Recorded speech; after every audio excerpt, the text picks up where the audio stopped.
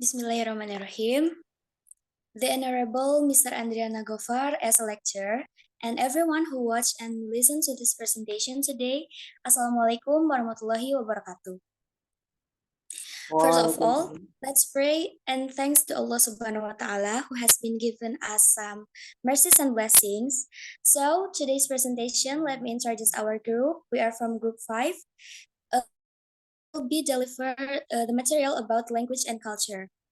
So I am Dila Hilda Rahayu as a moderator, and the member of group 5 is Adistia Husna, Fon Alfian, Miftah Fauzi, and Emrizki Fauzan. So without any further ado, let's jump into the first material that will be delivered by myself. Next slide, please.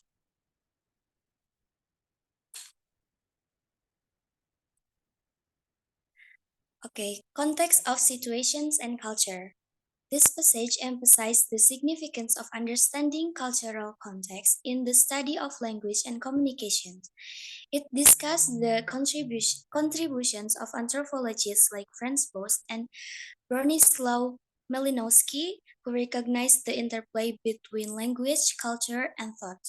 So, the language and culture are obviously just intertwined. Language is more than just a tool for communication, it also conveys a culture's belief, norms, and values. According to Franz Boas, one of the founding fathers of German anthropology, he said that form of language will be shaped by the cultural circumstance. The way people use language in different culture or situations reflects the cultural norms and expectations. For example, like greetings and expressions of politeness and like the hierarchy of politeness or even humor can vary different between the cultures. Understanding the interactions between the language and culture help us navigate social interactions more effectively. Next slide, please. Points and core of discussions.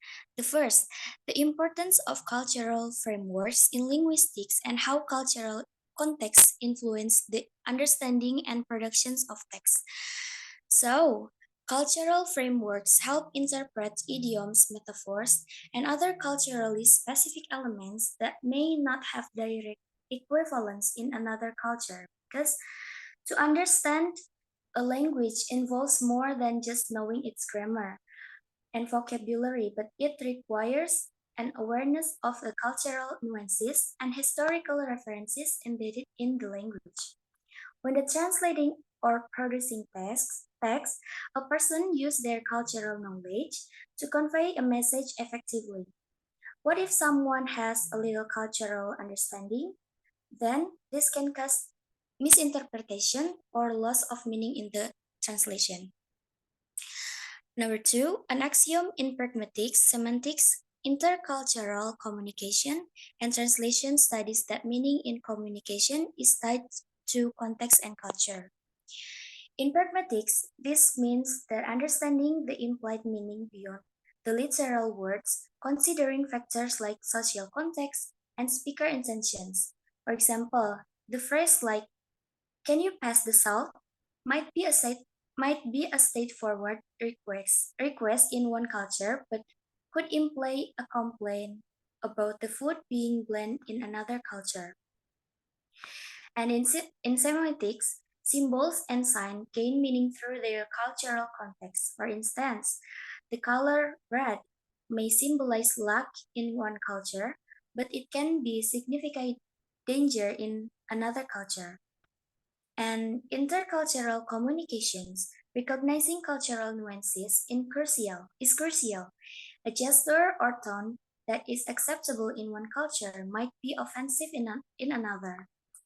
In translation studies, the challenge lies in capturing not just words but the cultural connotations. Translating idioms like requires an understanding of their cultural roots to convey the intended meaning accurately. The third, lack of attention to meaning in the study of linguistic semantics in the past and a focus on technical aspect of language. In the past, linguistic semantics sometimes neglect the exploration of meaning in favor of on technical aspects, such as syntax and formal structure. For instance, traditional grammatical analysis often centered on sentence structure and grammatical rules without deeply considering the subtle nuances of word meanings within specific contexts. And last, the importance of understanding the social and culture context in language studies as emphasized by Sapir and Firth. Understanding the social and cultural context in language studies, as highlighted by Sapir and Firth, is crucial to interpreting and analyzing language use. Edward Sapir emphasized that language and culture are interconnected and influence each other. For example, the way a society values certain concepts may be reflected in its language, which shapes expressions and nuances. In essence, Sapir and Firth underline that language cannot be separated from its cultural and social roots. Studying a language in broader context increase our understanding of nuance, meaning, and the dynamic interactions between language and culture itself. Maybe that's all from me. The next material will be delivered by Alfan. Alfan, time is yours.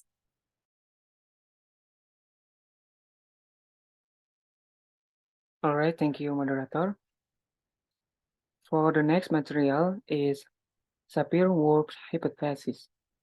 Sapir-Whorf hypothesis, which proposes that language plays a significant role in shaping our thoughts and perceptions of the world. The hypothesis is divided into two portions. The strong person, which claims that language determines thought, and the weak person, which suggests that language limits or distorts our understanding of reality. While the strong person is widely criticized, the weak person has gained more support. So the Sapir-Whorf hypothesis, also known as linguistic relativity, suggests that the language we speak shapes our thoughts, processes, and culture. This hypothesis posits that our understanding of the world, our behaviors, and our cultural norms are influenced by the structure and vocabulary of our language. In essence, different language, by their nature, can create different perceptions of reality.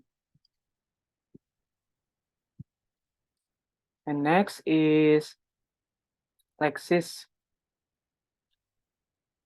Sapir and Worf's views on language have significant difference. Sapir believes that language is not just a label, but reflects a different reality. Meanwhile, Worf emphasizes the influence of language on thinking and perception. Research on lexical labels show that different cultures have different associations and meanings for words. This lexical difference illustrates how diverse cultures perceive the world in unique ways. The existence of words specific to certain cultures can help us understand and, and express experiences more accurately. Moreover, such words can inspire us to seek new experiences and broaden our horizons. Lexis in the basics of translation and interpretation refers to understanding and using appropriate vocabulary in the translation and interpretation process. This includes knowledge of synonyms, antonyms, idioms, and special phrases in the source and target language. A good understanding of lexis is very important in translation and interpretation because it helps the translator or interpreter to find the most appropriate words or phrases to use in a particular context. This is important to ensure that the original meaning of the text or speech is preserved as much as possible in the translation or interpretation process. Apart from that, A good understanding of lexis can also help translator or interpreters to avoid translation or interpretation errors that can be caused by the use of wrong or inappropriate vocabulary. All right, I think that's all from me. I go back to moderator. Okay, thank you, Alvan, for explaining the material. And the next will deliver by Rizky. Time is yours.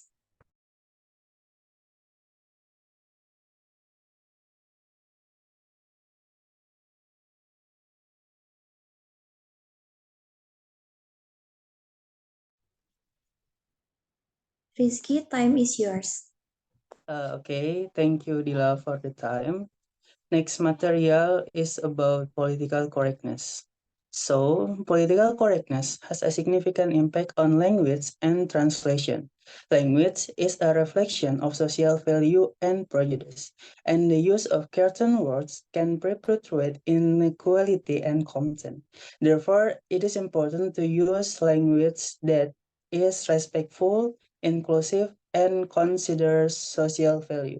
The material also highlights language change made to become more politically correct, as well as different attitude toward political correctness in various culture and countries. So, in political correctness refers to the careful choice of the words and phrases in language to avoid offending or disadvantaging particular group in society.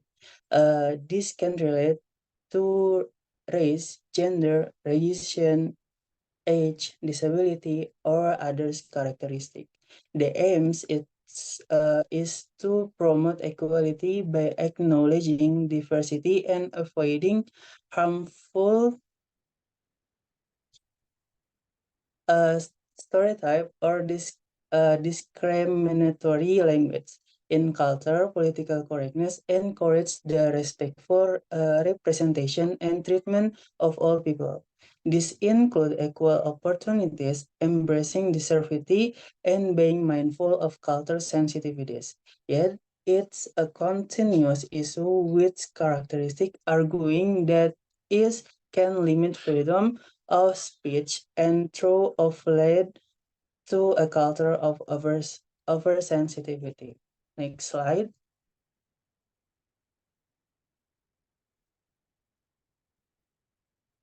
Next slide.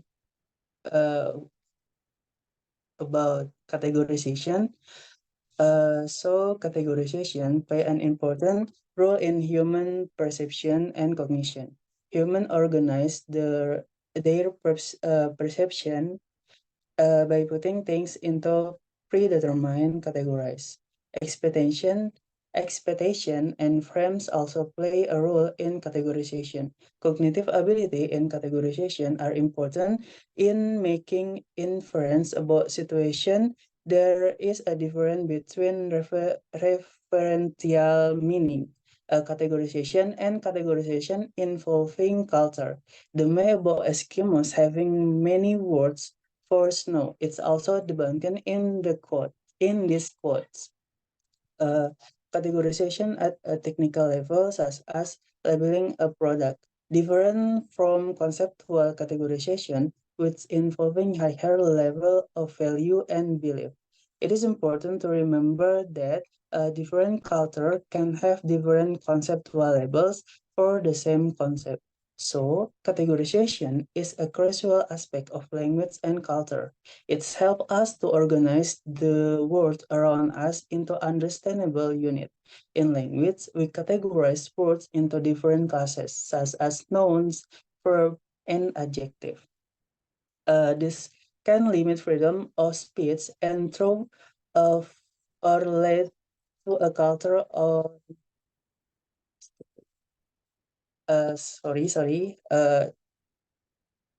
these categories help us to understand the role of a word in a sentence. In culture, categorization help us to understand social norms and roles. For example, we categorize behavior as appropriate or inappropriate based on norms. Understanding categorization is essential in translation and interpretation. When we translate or interpret, we need to understanding not only the words but also the categories to which they belong in both of source and target language. This understanding helps us to convey the meaning accurately. Moreover, culture categories may not listen perfectly between language. In action, considered polite in one culture might to seem rude in another. As a translator and interpreters, we need to navigate this cultural difference to facilitate effective communication. I think enough is from me. Thank you, moderator. I'll go back to the moderator. Okay, thank you, Rizky, for explaining the material. And the next about lexical and conceptual gaps will be explained by Aditya. Time is yours. Okay, thank you to moderator.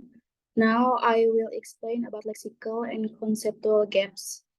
There are lexical and conceptual gaps in different languages. Translations and translators must consider the cultural and political context when deciding whether to borrow terms from another language. This quote also discusses the reason why languages borrow words from English and the tendency to create jargon in closed groups. There are differences between American English and British English in the creation of new words and the emphasis of transparency and clarity. This quote concludes by mentioning a TV show that explored the strange psychology of British society and the relationship of language patterns to culture. Language often borrow words from English because of the need to create new terminology and concept. The tendency to imitate that dominant groups and the desire to create special jargon within closed groups. Next slide. The next is the language system. The ideas of Worf and Sapir regarding the relationship between language and culture were proposed that there are two types of language, temporal and timeless, while Sapir focused on the grammar and patterns of language. The paper also highlights the ongoing controversy surrounding these ideas and how language structure influences the translation of cultural values within the Indo-European system. The essence of this material is that Worf and Sapir focus their attention on grammar and language patterns in relation to culture. They argue that language is not just a tool for describing experiences, but also reflects and shape our understanding of the world. Worf suggested that there are two types of language, temporal and timeless, while Sapir was more interested in the grammatical approach or language patterns. There is controversy regarding this view, especially within the Indo-European language system. The structure of Indo-European languages influence the translation of cultural values. Maybe enough for me. Thank you. Back to moderator. Okay, thank you, Aditya. The next material will be delivered by Miftah. Time is yours. Thank you to the moderator. Next slide, please. The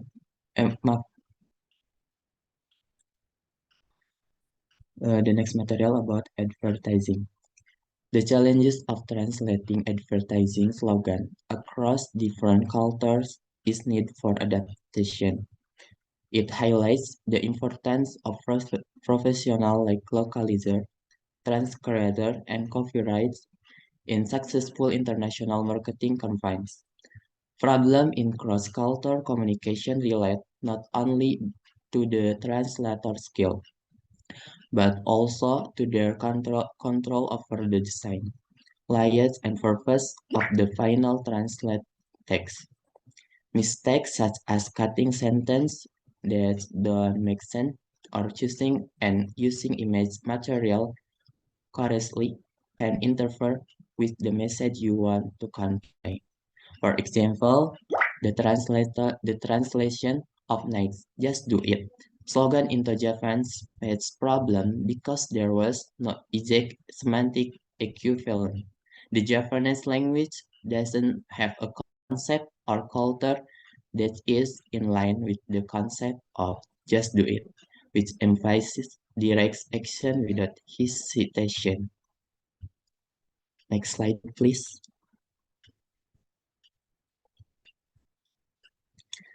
Glass material about interplay between language and culture.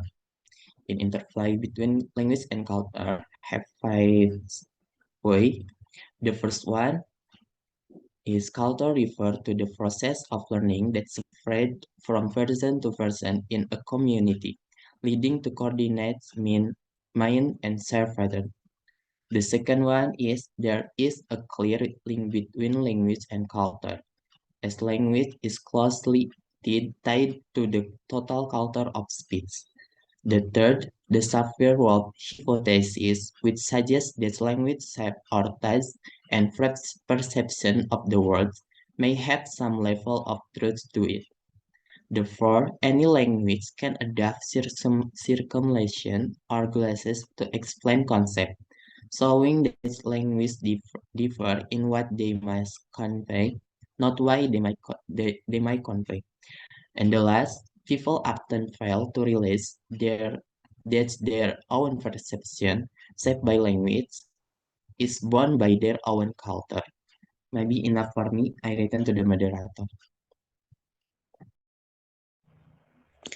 Okay, thank you, Miftah. So I think that's all for today's presentations. If you guys have any questions, feel free to ask to our group. Thank you for watching. Don't forget to like and comment. See you and have a nice day. Wassalamualaikum warahmatullahi wabarakatuh.